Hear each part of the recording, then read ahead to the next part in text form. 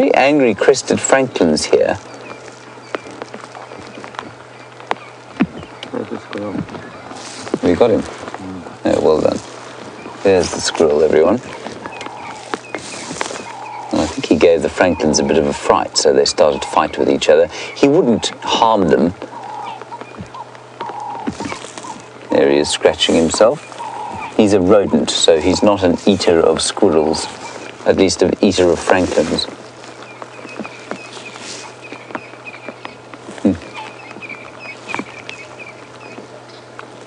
So Lion's Eye, yes, morning people we are, because we can get enough sleep. You see, we don't stay up very late, so we sleep plentifully at night. Some sleep plentifully in the day too. It just amazed me somehow how much sleep some people are able to do. Brent, in the meantime, has got a non-morning bird that he would like to show you. I'm going to continue along here and see what else we can find. So James's very apt description of a non-morning bird.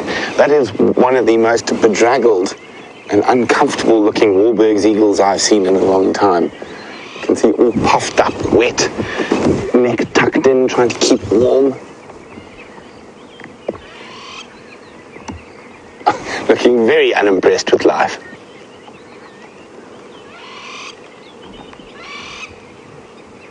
Probably gorged itself on termites earlier.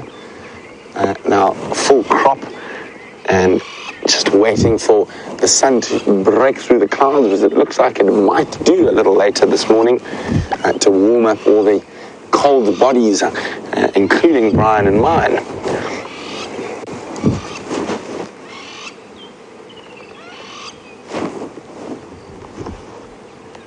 Shame, he really doesn't look happy.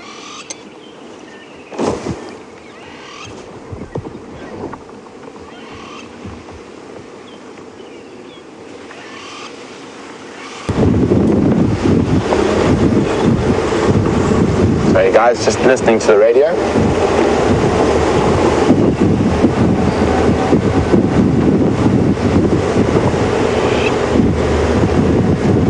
Sorry, I'll be with you in a second.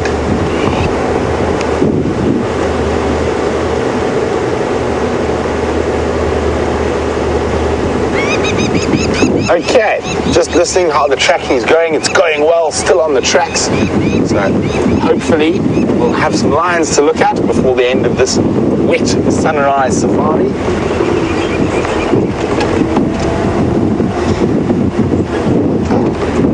What do we got here?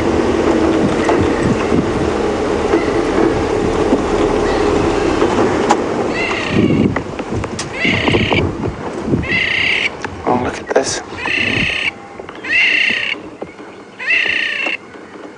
All the crowned lapwings, loving this weather. Oh, sort those feathers out. And if we look off, that one on the right is a juvenile. So obviously being successfully raised here on the edge of the airstrip. We have found quite a few nests here, but if we look at its bill, it's not that bright red yet. So there we go. Well done, crowned lapwings on the Arathusa airstrip, and getting their young one to almost adulthood. You can see his black crown's not quite as bright and shiny as an adult, and he lacks the red on the wing. A little bit of breeding going on now. Sorting out those feathers, straightening them out. And here comes the other parent about to walk into shot. Oh, stopped walking. I thought it was going to jog into shot. There we go. There's the other parent. And proud parents they seem to be. Oh, she's also doing a bit of preening.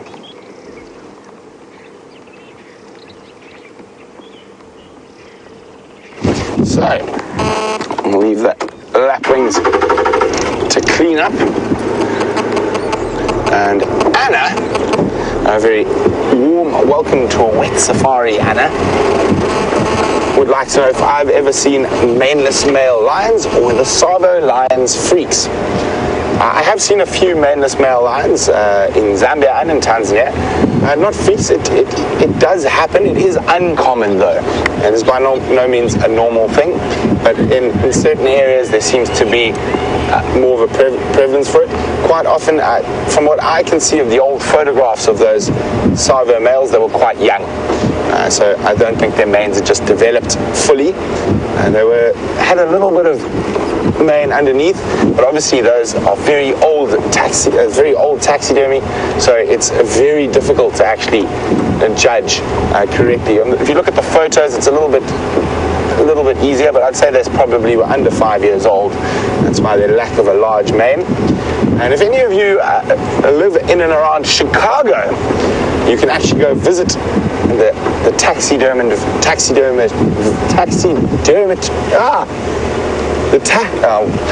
the Savo man-eating male lions. They live in the Chicago Field Museum, and so you can actually go have a look at them there.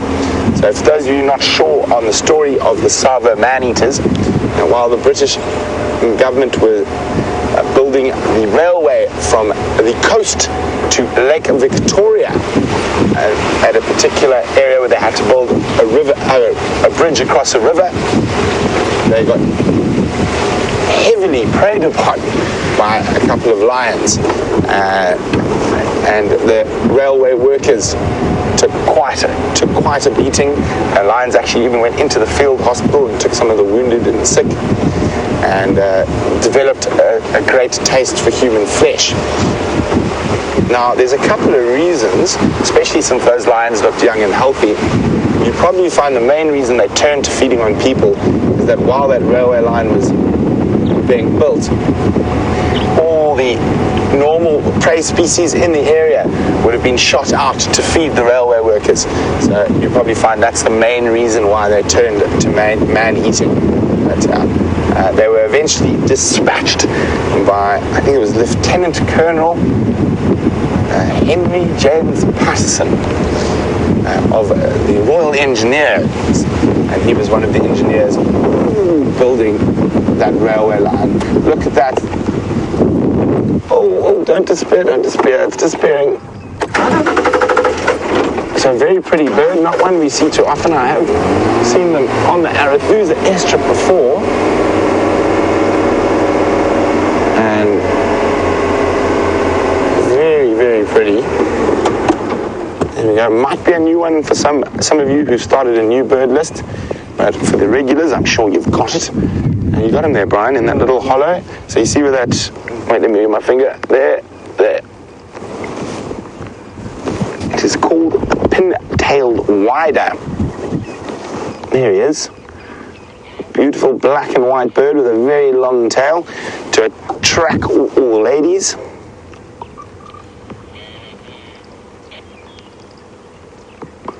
Yeah, feeding little seeds in that. One of those little ones were dull ones that flew past was a female, so very nice, but from a small bird to a baby reptile, James has got something fascinating to show you.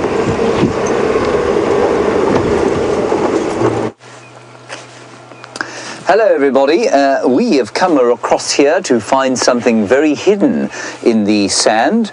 Have a look around. Viam is going to show you what we're looking at, and I bet that you are not going to know or be able to see what it is. Can you see it, Viam? I can. All right, everybody, watch this. Do you see this? It is not, in fact, a leaf. It is a little terrapin, a tiny coin-sized terrapin, like an enormous kind of silver dollar, the old-style silver dollar. That's how big he is. Now, what I'm going to do is just turn him over. I will turn him back again, and I want to discover what species he is. I'm reticent to pick him up because they do start to smell dreadful. And I just want to see if he's a serrated hinged terrapin or a marsh terrapin. He's more likely a marsh terrapin, given that he's near temporary water, and if he was a serrated hinged terrapin, what you would be able to see over here where my stick is pointing, can you see that, Viam? A little bit. is a hinge, and I don't think that there are any hinges there, although there may just be so small that I can't tell. Anyway, that's a little coin-sized terrapin, completely alive. It's just a little bit nervous, of course, because I was poking at it with a stick. Now, unlike a tortoise, what a terrapin does is that it withdraws its head into its shell sideways, and so it's not quite as safe as a tortoise gets, but still what we call a chelonid, or sort of shell-dwelling reptile, and that will go and try and find a little puddle to sit in and live in. Isn't that interesting? Little coin-sized reptile. Now, where's my plug, so that I might speak with Louise? There we go. I've got to find something else to plug it into. There we go. There we go. Right, the rain seems to have abated. You can see that the light is much brighter at the moment on this end. I'm not sure what it's like on Arathusa. So I thought we'd take a short boat ride up the Umlulwati drainage line. My ear is back in.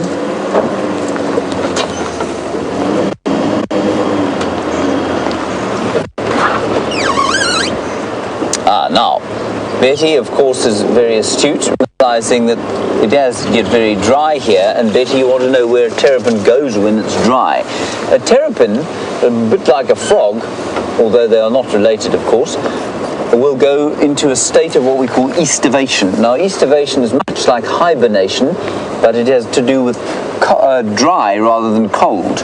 So a terrapin will shut down its metabolism, go and find some mud, crawl under the mud, or find some deep sand like this and go under the sand, and there it will kind of shut down the metabolism until it gets wet again, and then it will kind of come out again. So much like a mammal does, or perhaps a snake, for example, would hibernate, especially in really cold winters. Reptiles will hibernate, so they'll really shut down their metabolisms completely because it's too cold to find food.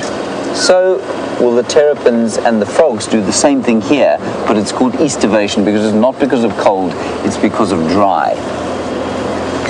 Estivation. A-E-S-T-I-V-A-T-I-O-N. Estivation. Hello, Wendy. An interesting one about poisonous frogs. Do we get any poison? Rain has abated. I'll show you a picture of one. We do get one semi-toxic frog. It's certainly nothing like any of those South American species, which I know, like the poison arrow frog, for example, which is not particularly nice.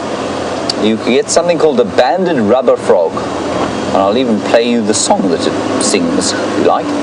Let me just find him quickly, while the vehicle hopefully drives us in a straight line. Oh, come on, Hendry, find the banded rubber frog. There we go. I've got him. I'll do. Let's look around here. There is the banded rubber frog. That's him there. And you'll hear him, let me just turn off quickly. You will hear him at night going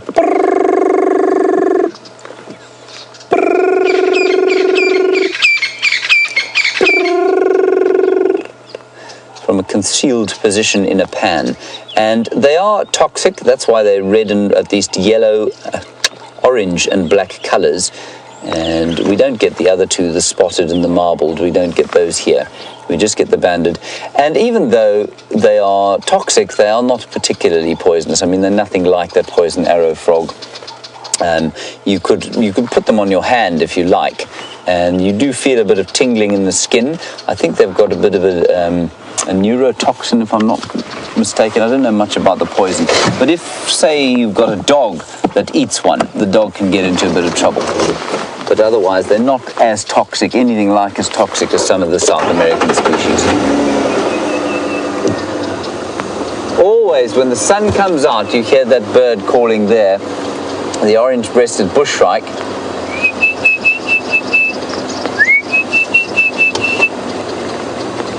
And also some redback shrikes going. Can hardly be called a song, really. There's quite a lot of bird activity here. There's some canaries over there.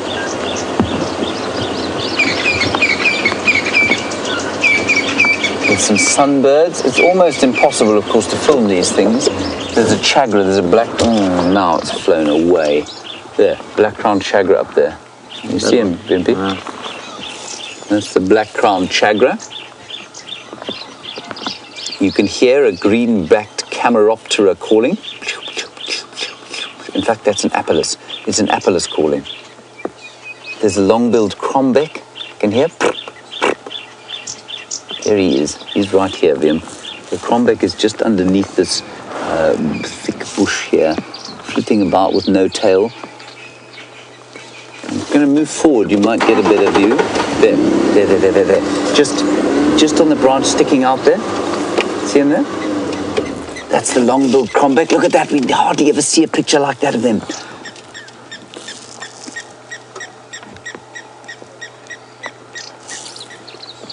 How awesome is that? That's a little long-billed crombeck.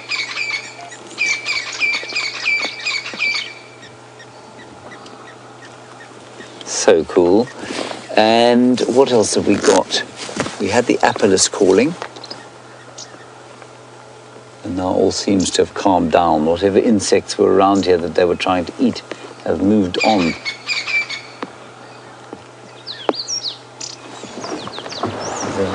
There's a little lark there. I think it's a Sabota lark. That's really nice as well. I'm just going to retrieve... No, it's not. That's a canary. That's the canary, everyone. That's the yellow-fronted canary. They never sit like that for us. That's so nice. There's another one. Isn't him singing?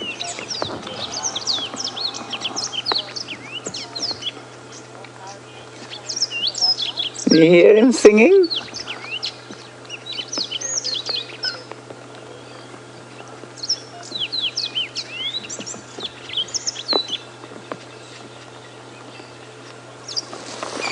Ah, that's really special.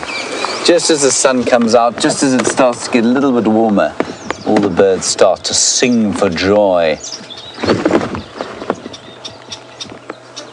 So cool. Let's carry on our little boat ride.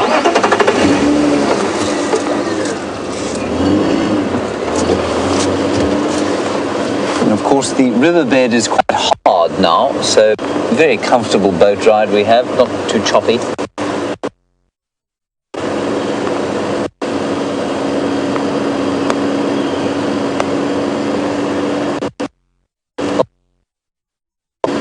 Gratefully received the precipitation of the last few days and nights. Right, Brent has got something very large and exciting to show you.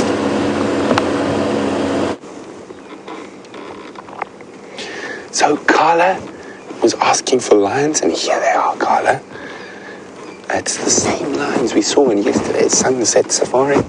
They've finished that buffalo.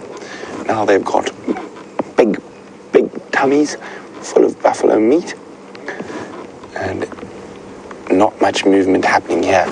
But we better thank Cedric from Arathusa who found them for us.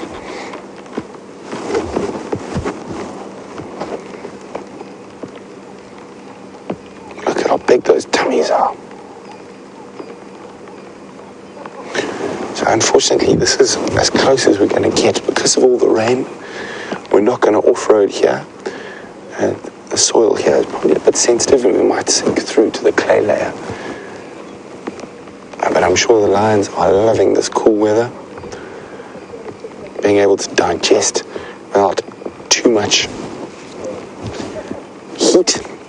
And you can still see the heavy panting caused by the digestive process. So much more comfortable in this nice, cool, rainy weather for a lion to digest a buffalo.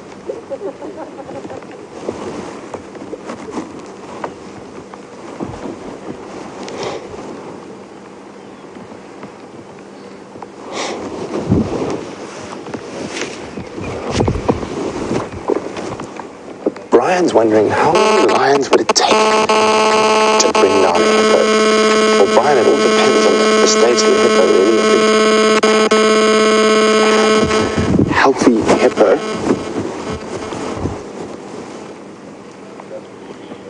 would not... Sorry guys, the game drive radios a little bit loud. I'm just turning it down.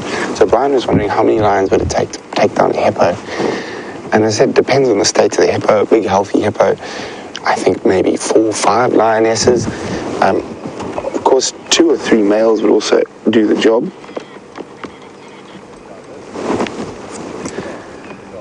But a hippo like the one we saw this morning, I'm pretty sure these 3 girls might be able to handle it. Maybe not with big bellies like that, though.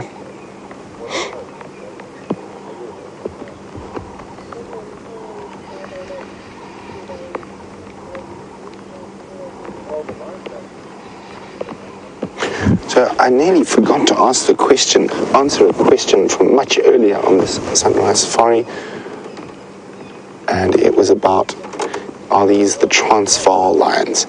Well, there's over the years been many different subspecies of lion named, and one of them being the Transvaal lion. And so I'm just going to move a bit close, a little bit further down the road. And a lot of those subspecies have been discredited through research.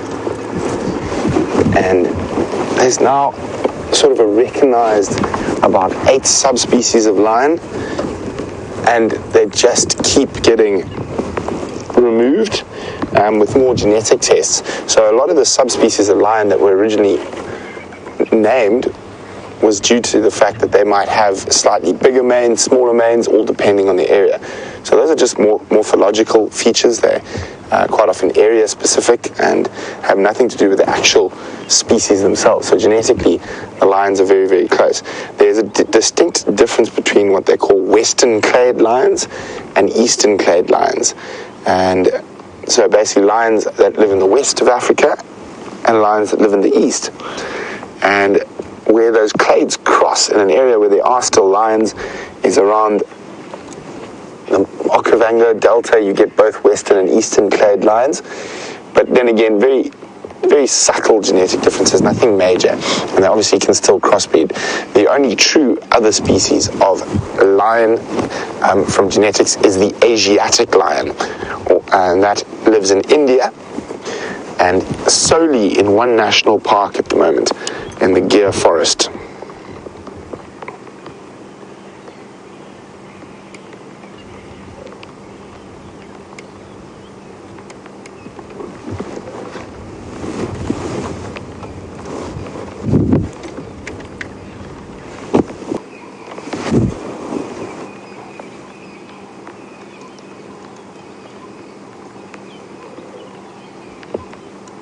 So my absolute pleasure. Carla, who is 5 years old, and I happen to be the most special person because I'm her favorite presenter, has requested lions, and there we go, Carla, just for you, you little darling. Unfortunately, Carla, I wish they were putting on more of a show for you. At the moment, they are just sleeping.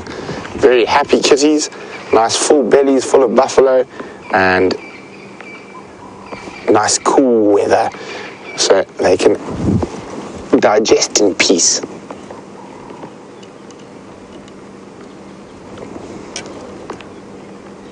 So it looks like the weather might clear up a little bit.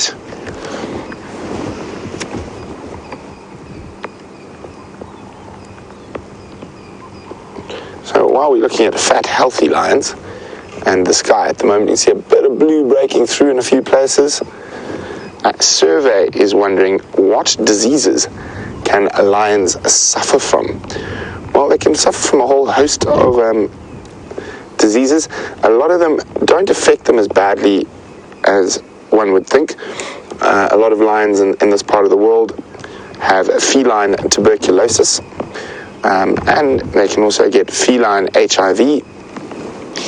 They can suffer from sarcoptic mange, and they have a whole host of parasites in this gut, and liver flukes and tapeworms, but disease-wise, trying to think what other major diseases might affect lions.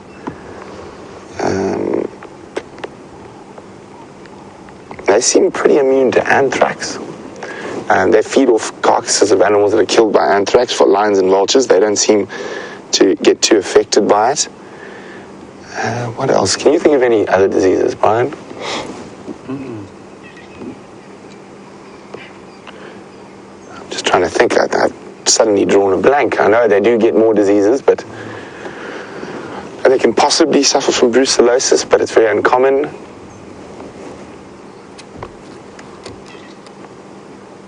Sorry, I just need to be on the Game Drive channel for a second.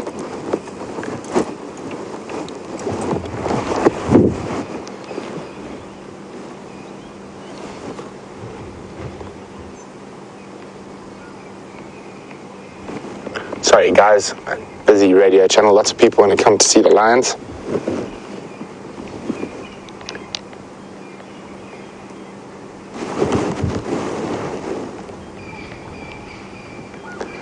Andrew, only one station here. There is space for 3 on the road.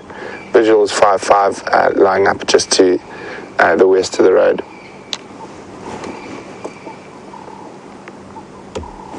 There we go, back with you guys. Sorry about that. And I've been trying to rack my brain for any other possible diseases a lion might suffer from.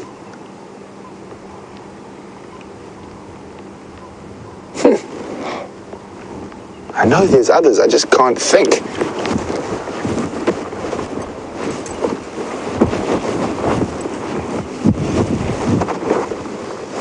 We're going to go back across to James so you can see what he's been up to.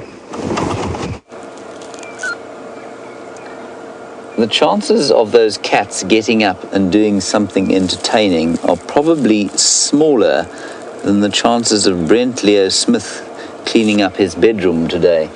Anyway, there are some zebras, and they are walking through some very thick bush, and this is the bush in which Viam and I first saw Karula. Well, Viam introduced me to Karula, and it was around about here that she had a bushbuck kill in the tree, and we came along here because of the vultures that were all around the other side of this block on Leadwood Road. We're now on a road called Mamba Road, which is sort of midway to the southern boundary, runs parallel with the southern boundary.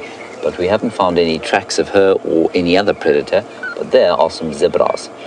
And you can see now, perhaps, why that black and white striping is an effective way to be coloured out here in the wilderness, just because it breaks the outline slightly.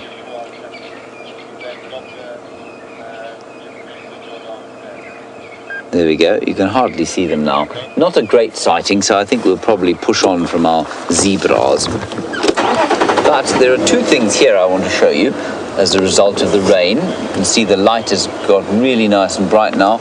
You can see underneath the tree there are some blue flowers. And they are called Commelina, or the Wandering Jew.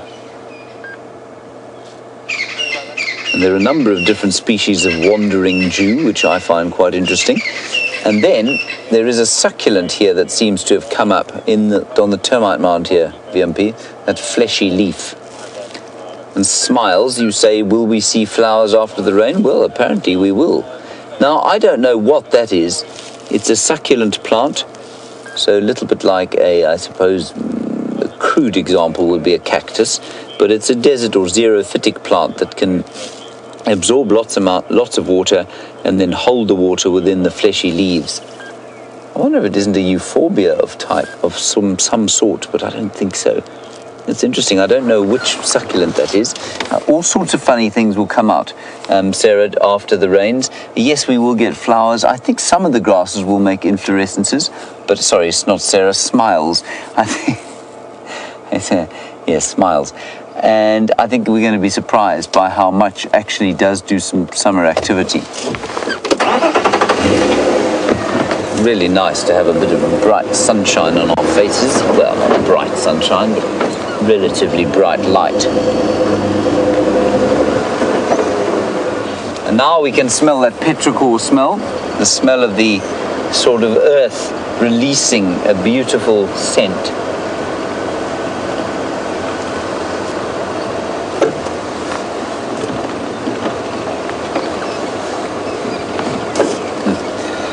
Karula was. Yeah, so that's right. It was right in that tree that Karula was. little spotted VM. That's where I was introduced to Her Royal Highness, the Queen of Djuma, Kurula. Sibusiso, you're in Hammanskraal. Nice to have you with us again. You seem to stop asking us questions for a little while, Sibusiso. We became very worried about you. But you want to know about where in Kruger is the best place to see Battalier. You were at Battalier camp recently, and you didn't see many there. Sibusiso, I think you'll find them pretty much throughout. Battalier, though, if I'm not mistaken, Liam will correct me here, is quite near. There's quite a lot of Mapani felt around there, is there? Where Battalier camp is now. Yes, that is. There's quite a lot of Mapani. Yeah, it's up around there. Now, you'll find that Battalier, Sibusiso, will avoid that kind of closed woodland. So Mapani is a very specific vegetation type that occurs in the Kruger National Park, and I suspect they just used the name Sibusiso because it's a nice name for a camp. But in that Mapani woodland, where it's quite closed, you'll find that the Battalier probably don't like to live. They'll prefer to live in an area like this, where the woodland is relatively open, and when they fly, they can see what's in it. And so I think that's why you'll find you didn't see too many around there. Right, we are now hearing a huge number of magpie shrikes singing. Listen to them. Yeah.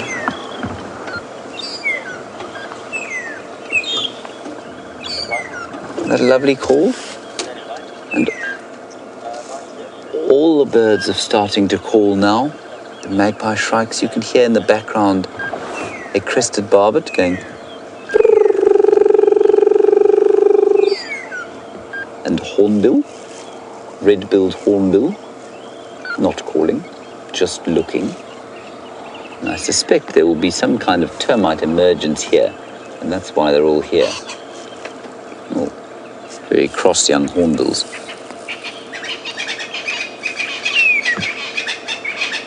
You can hear the franklins. And all as the suns come out and warm things up. Isn't that amazing? It's totally silent this morning, just a kind of patter of rain. Now with a bit of sun, all the birds are starting to sing for joy.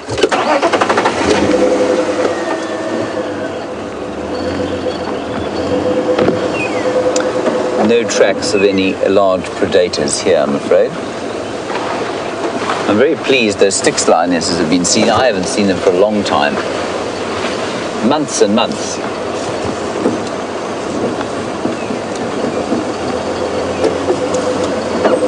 There are three beefaloes hiding from us. Now, Chris, you're in South Australia, and you want to know if the woodland kingfishers have left yet. I'm going to be quiet for 20 seconds, and I'm going to let you answer that question yourself.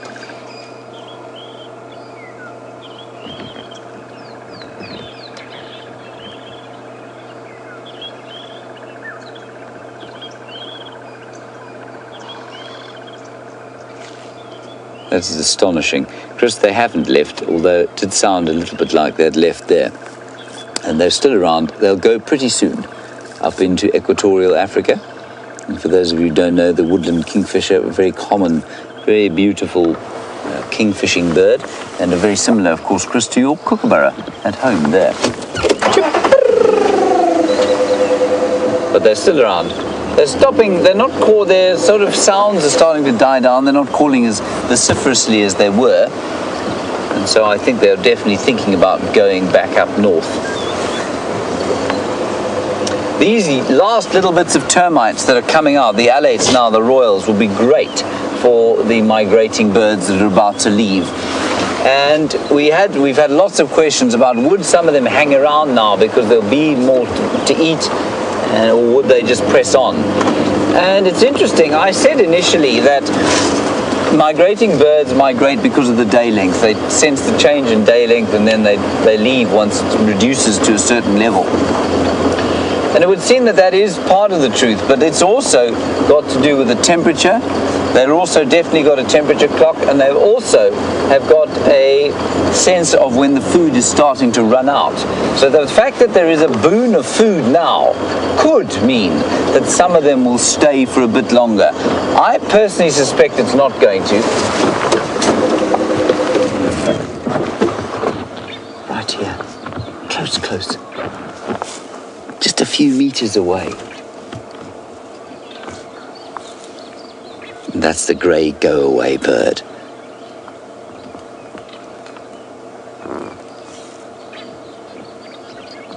A very bedraggled little crest on his head, and of course he can't preen that because he can't really reach up there.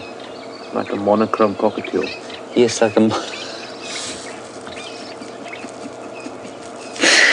a monochrome cockatiel, exactly. Yes, that's precisely what it was like.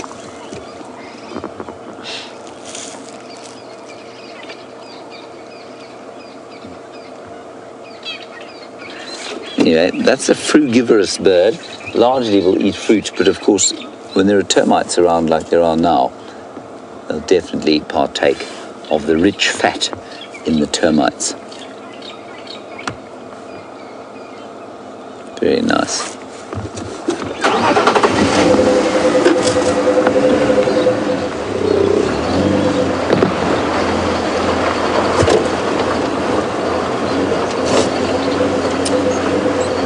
Hello, John. John, you want to know, you've asked about cucumbers, and we do get wild cucumbers out here, and you want to know if they will sort of come out now. I suspect that they won't. I suspect that the flowers of those cucumbers probably won't sprout now, and many of the plants that would have ordinarily already produced fruit will simply shut down and produce them next year, rather when conditions are more favorable. So I don't think the cucumber, we don't have a cucumber tree, we've got cucumber creepers, and they, I don't think, are going to produce fruits.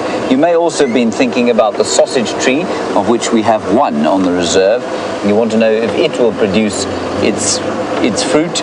I don't think so. That sausage tree hasn't produced flowers, and I still have yet to find out whether they are monoecious, i.e. separate sexes, or dioecious, which is not separate sexes. So I don't know whether that tree is going to produce fruit or if it ever has. And perhaps some of our longer-term viewers can tell us. In the meantime, while I ponder the inexorable and strange and unfathomable mysteries of Kigelia africana, the sausage tree, let us head across to Brent Lea Smith and the corpulent lions. Oh, we got movement. Fat cat. These girls are bigger than the Nkuma lionesses, eh?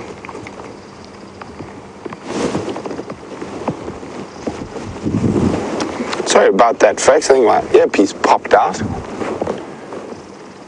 And here we go. One Styx lioness is up, at least giving us a view of her beautiful visage. And you can see that heavy breathing, trying to digest all that buffalo. Now, I don't think these lions are going to do too much else today but have a snooze, maybe go for a drink somewhere. But the nice thing about lions is, even when they're sleeping, there's so much to talk about. And the earliest record of lions in human culture is from, believe it or not, southwestern Germany. And there's a lion-human ivory sculpture. So a half lion, half human sculpture. It's said to be between 32 and 40,000 years old. No one is quite sure whether it's an anthropomorphic statue, so a shaman or whatnot is said to be able to move between both fields, so an animal and human, or if it's possibly a deity. So a lion, a half human, half lion, could have been a god of the ancient Germans. And then also in the cave paintings in the south of France, oh, there we go, got someone who's up. There's that female with the quite engorged nipples. I think she might be pregnant. And it's just going to flop down a little bit further away. And obviously, a little patch of soil is getting warm.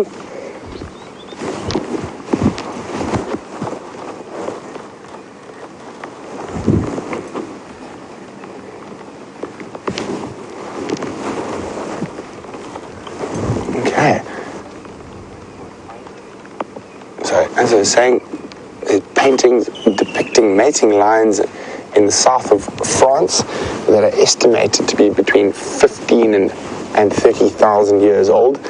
So lions have played a very important cultural role, and interestingly enough, a cultural role over many continents. So throughout Europe, into Asia, Africa, of course, and once the Chinese in the 1400s started exploring the rest of the world, lions became quite important in Chinese culture as well.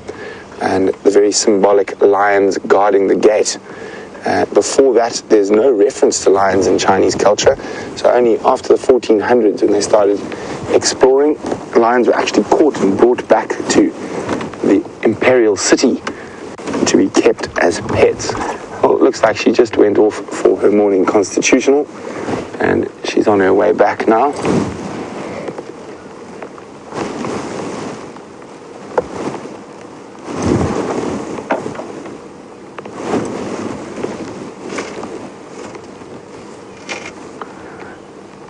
And they are really, really fat. They look uncomfortably fat. I mean, it looks like they can barely move. Oh,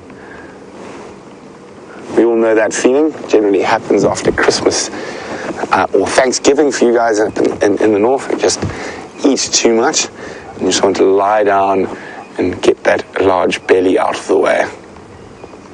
They do have a very fast digestive system, so it won't take too long before that engorged belly will definitely come down.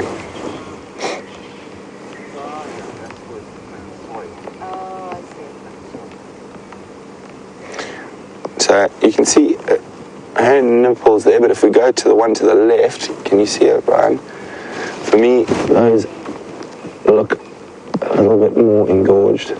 It's possible that the other lioness is an early pregnancy, but I think you can see there. Andrew, have you heard whether any of these have cubs at the moment? Oh, they look pregnant. I only saw one female, Okay. I was just checking with Andrew. He sees the Styx a little bit more than we do because I spend some time down in the south and east. And no cubs yet from them, but I think it shouldn't be too long, next month or two. So unfortunately, the last set of cubs were killed by the Birmingham males during the Pride takeover at the end of last year. So guys, I don't think we're going to get too much more out of those lions, so we're going to meander on, see what else we can find.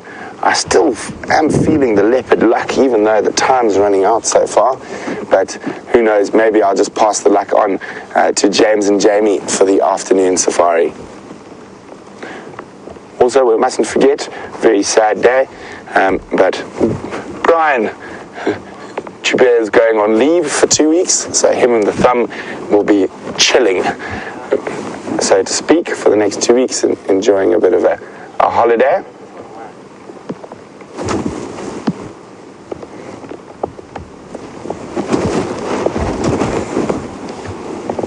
So, morning, Shannon in Ohio. How are you this morning, Shannon? We're wonderful this morning. We've got some lions. So Shannon would like to know how many cubs a lion can possibly have. So in the wild, it's generally 2, sometimes 3. But in captivity, there have been recorded cases of lions having up to, I think it was 12 or 13 cubs. Obviously, that's in a very unusual situation. But normally, they can have anything from 2 to 4. But normally 2 is a good number and a safe number that most lions will have. So Shannon, I hope that helps. And while we move on, see what else we can find, let's go have a look what Mr. Henry is up to.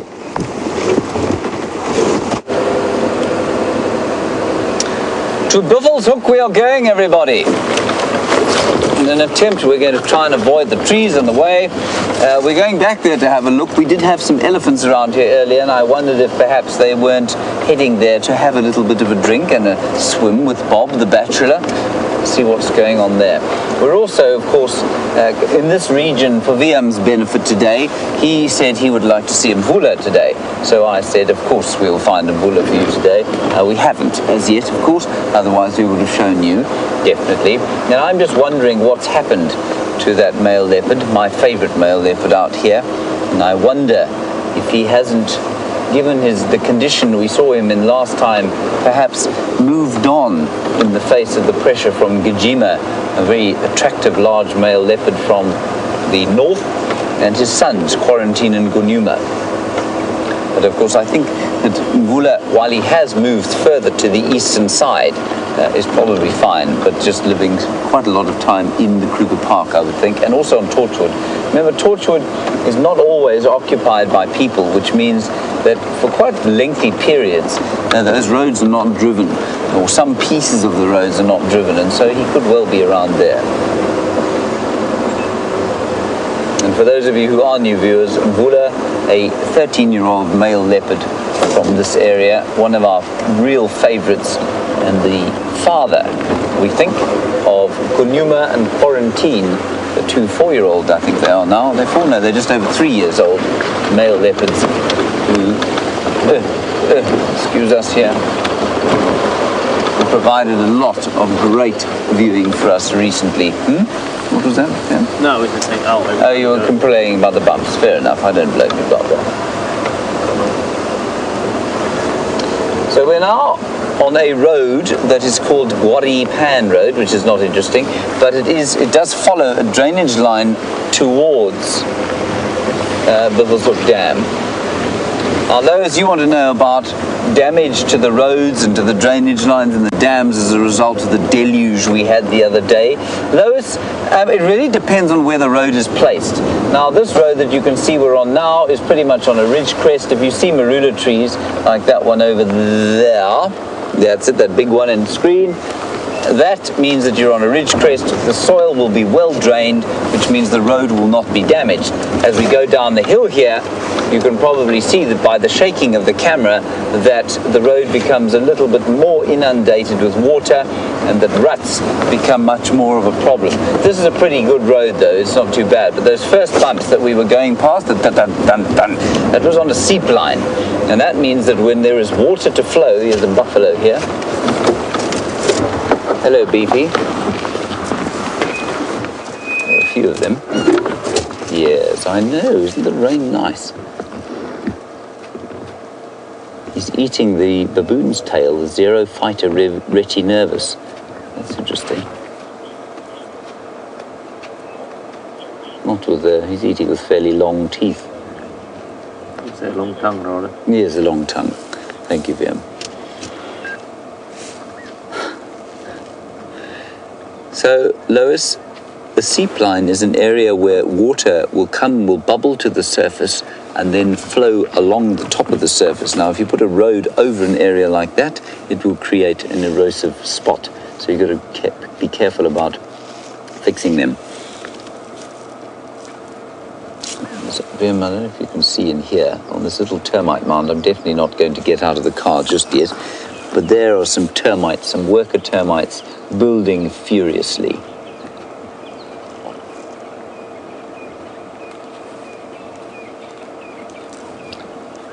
Genevieve, you're asking about soil and whether it slips. I'm going to just ask Louise to read that again to me. I missed the gist of it.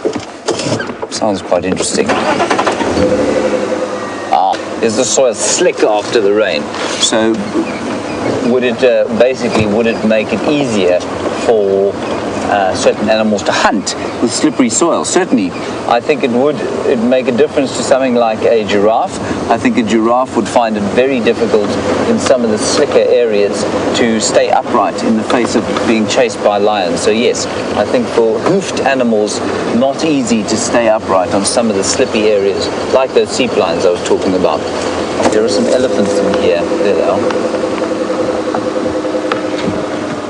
I suspect that this is exactly the same herd as we were watching earlier. This is just the outskirts of it. And they're going through here. I'm not going to chase them through the bush here. This block gets very thick. But I think this is the same herd that we were watching earlier, and they are making their way very slowly towards Buffelshoek Dam. Now, they won't need to drink too much today because, of course, there's lots and lots of water all over the grass.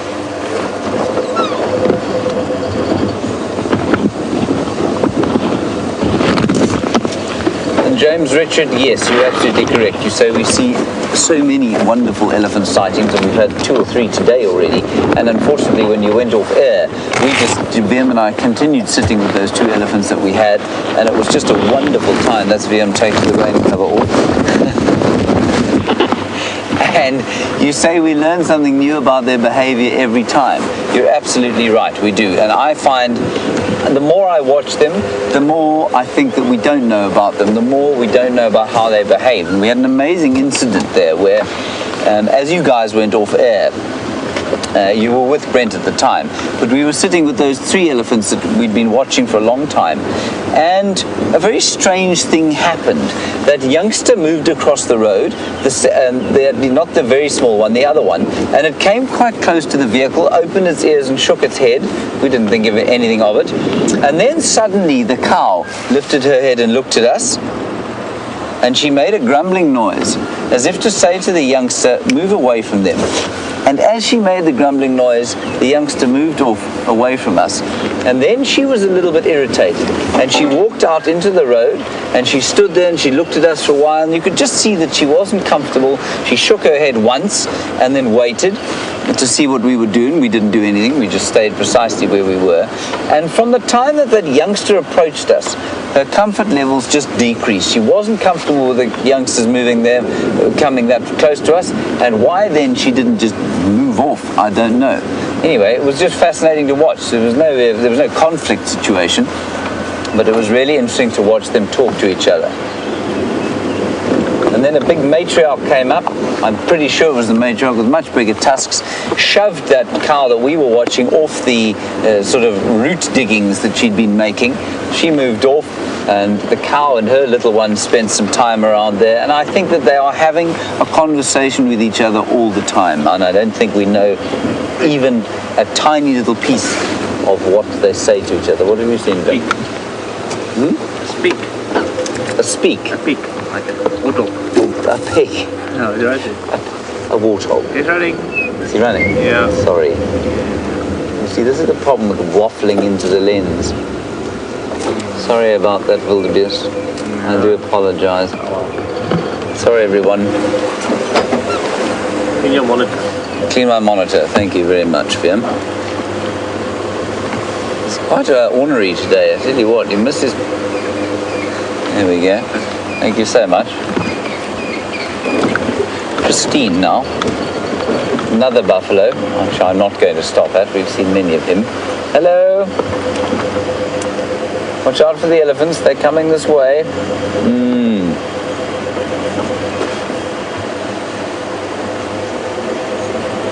Hello, Brian.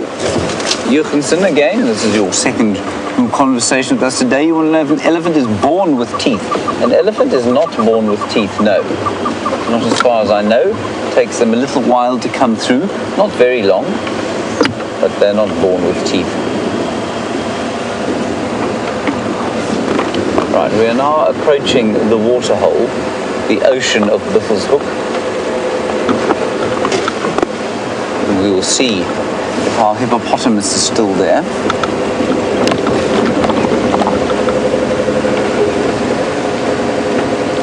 Hello, Kyle. You want to know when elephants leave a herd?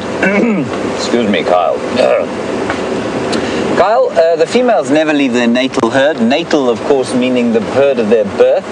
So they will stay with their mothers and their aunts, and then maybe if the herd gets too big, they'll split off, but closely related females will remain with each other all the time. The bulls, Kyle, get tossed out when they're between sort of 17 and 20 years old. The big cows will stop tolerating them because they will start to come into must. The bulls will. And that means that their testosterone levels will get very high.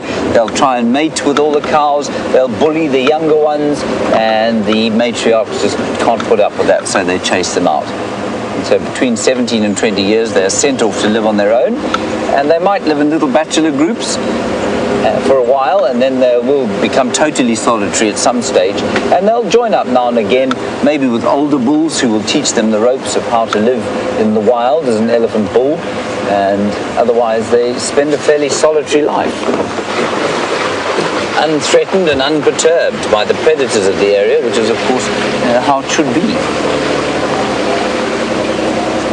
Easing our way through this muddy stuff here.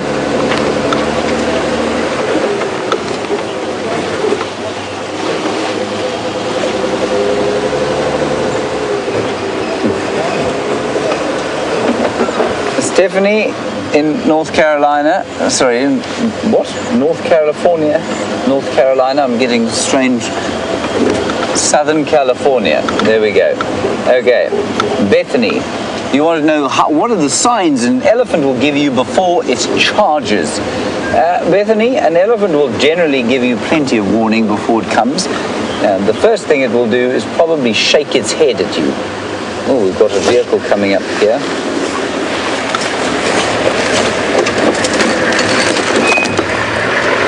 Good morning. How are you doing, man? Good, how are you? Good, nice to see you. This is Chris, everybody. This is Chris's guest. Hello, you're now on international television. Well done. You're famous throughout the world. You've made it. Our 10 seconds of glory. Yes, your 10 seconds. Yes. Have you seen anything this morning? There's a herd of buffalo. There's a herd of buffalo that came onto the Buffelshoek boundary, but then went back in. All right.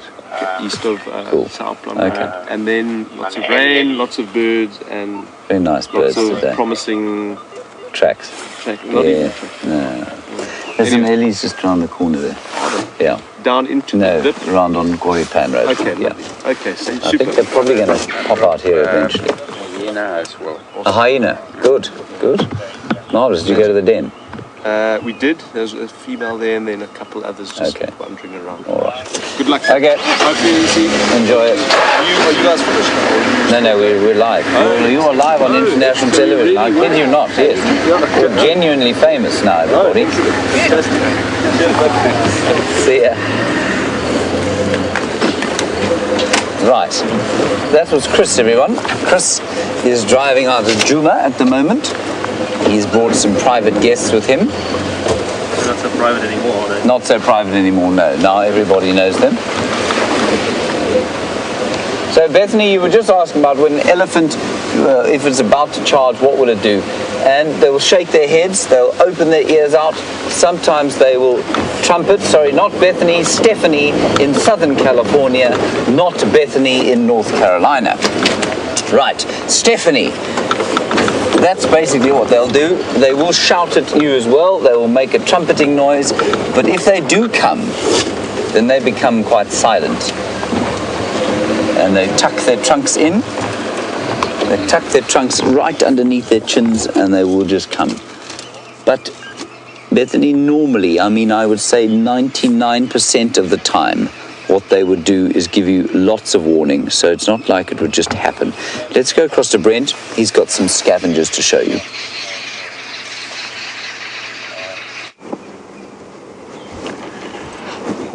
Here we go, we found some hyena. There's another one. They're actually sniffing back on the lion tracks.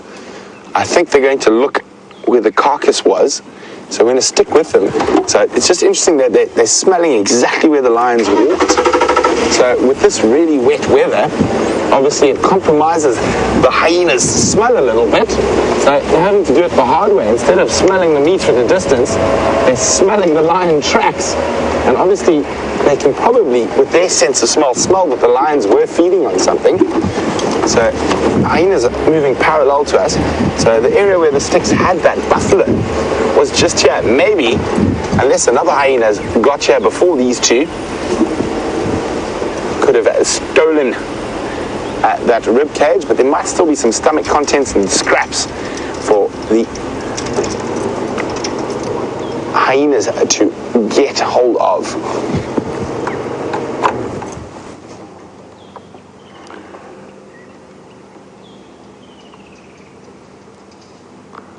Look, see how holding the nose right down to the ground.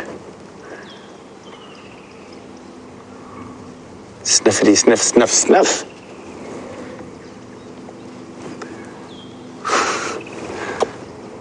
Funny creatures. I do love them dearly, though.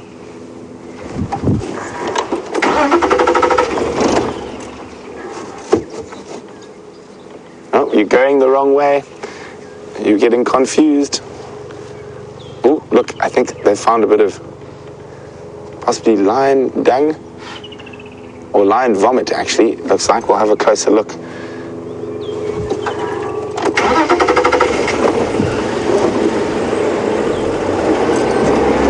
Let's have a look. No, a runny little bit of lion dung right there. And next to it is a baby giant land snail.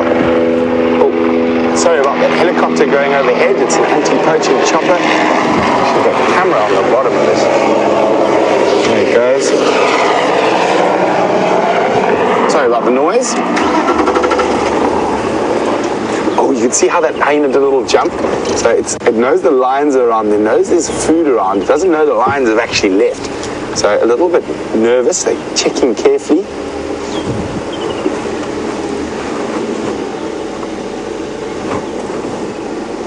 Hello, hiya. I just look at it go. So there's a little bit of nervous energy while they try to figure out whether the lions are still on a kill or they've left.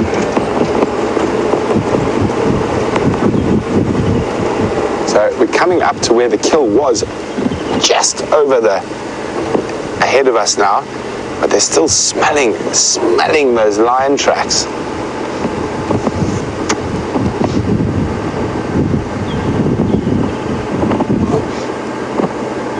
Like a bloodhound on the trail, nose to the ground.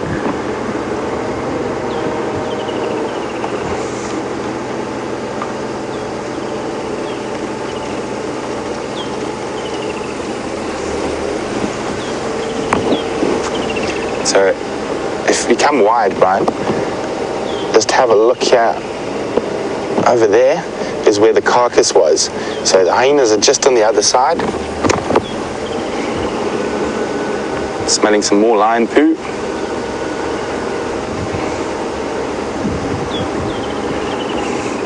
And I wonder if I think other hyenas have beat them to it.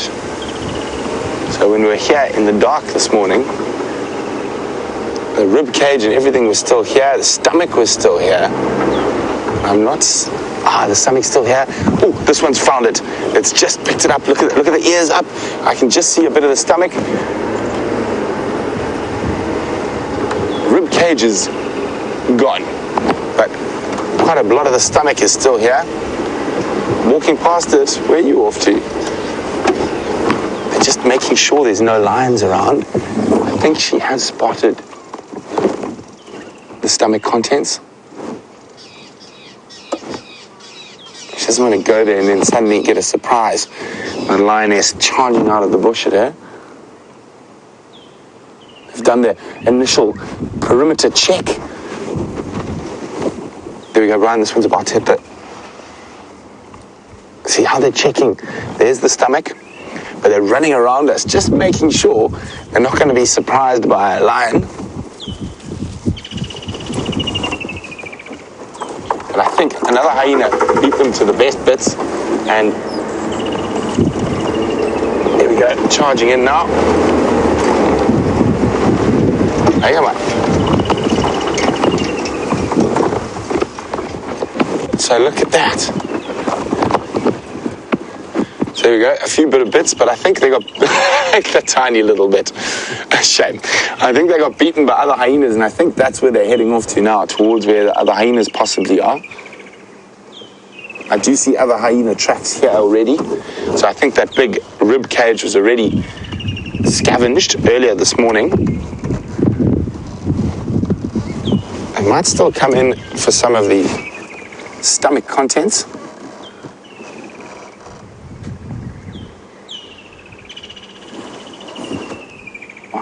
Wasn't that fascinating? It's really nice to see a little bit of different behavior. Oh, and as those hyenas disappear, I think they're off tracking the other hyena that might have got the rest of that rib cage. So always great to be out with James, and we wish Brian a very merry leave. Thank you. And the thumb. Hopefully the thumb is more rested than Brian when it gets back. But from Brian and myself, it's been a wonderful having you on the back of our vehicle for the Sunrise Safari. And don't forget to join James and Jamie for the Sunset Safari. For now, over to James.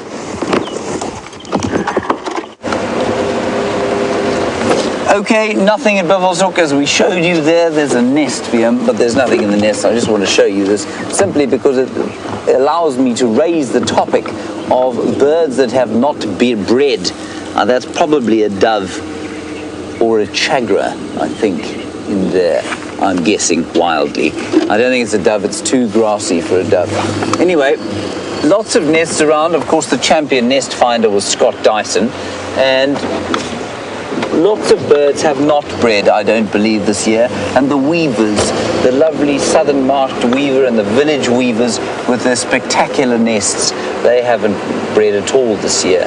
So they've gone quietly away, and I hope they'll come back. Now, for our last minute, what I want you to do, please, if you don't mind, is just have a look at the mountains there.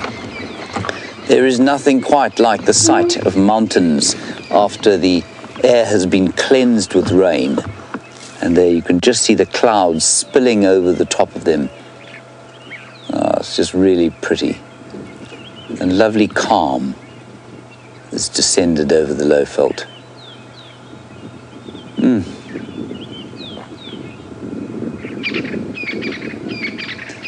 All right, everyone, well, that's it from us this morning. Sorry about the brief hiatus that we had.